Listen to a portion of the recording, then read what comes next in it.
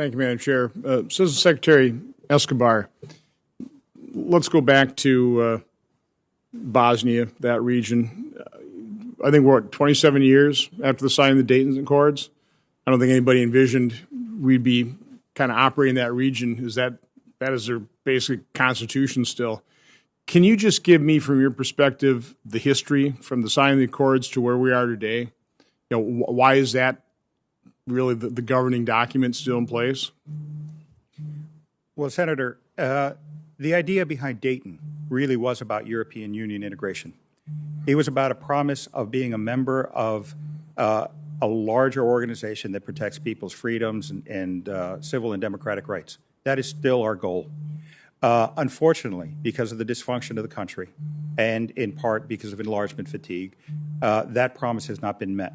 But it is still our intention, it is still our policy that these countries should be integrated into the European Union. So Dayton has been very successful in keeping the peace for over 25 years. So it's an important document, and it's the basis of our policy.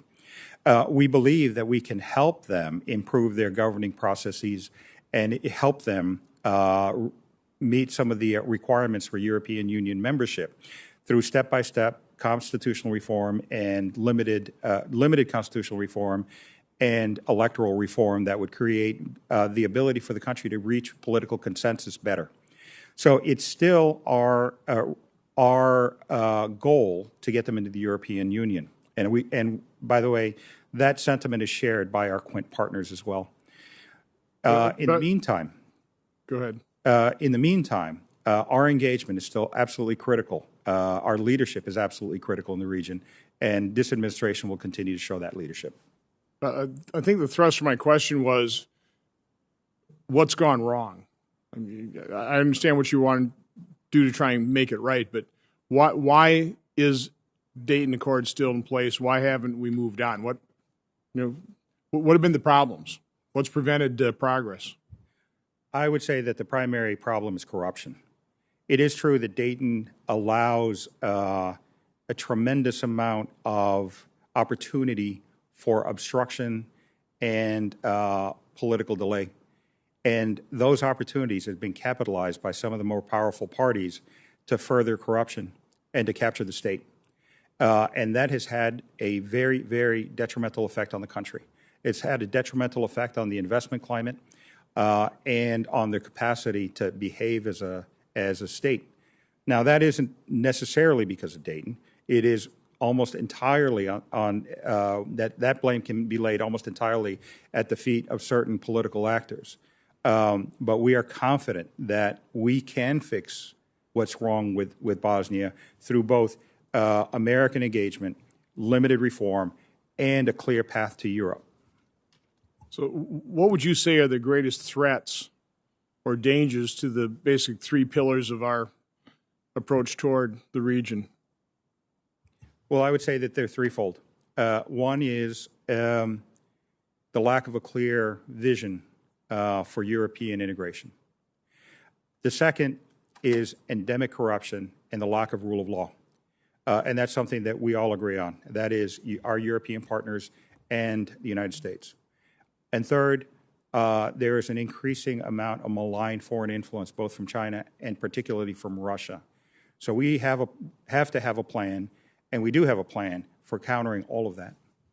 So you just transitioned to my next question. Can you describe China? We'll start with China, their involvement in the region. China's involvement in the region is mostly economic for now, but it does have political costs. So China provides seemingly attractive infrastructure projects, loans, and so-called investments. Most of the time, those investments are non-transparent. They rely on government-to-government agreements, not open tender. They rely on keeping the details of those deals as state secret and therefore not accessible to the taxpayers or the voters. And third, it involves frequently not respecting the environmental and social standards of the countries. And I should add that almost never involves hiring local people to work on these infrastructure projects. So this, what seemingly is an attractive investment frequently becomes a debt trap, and nowhere is that more visible than Montenegro. So just real quick follow-up. So these are primarily infrastructure types of projects. Do we have a sense of the total dollar value of their, I'll put quotation marks around, investments in the Western Balkans? Do we have some kind of sense and estimate? It's in the tens of billions. And in some cases, it's a significant portion. The debt represents a significant portion of the country's GDPs. Okay. Thank you. Thank you.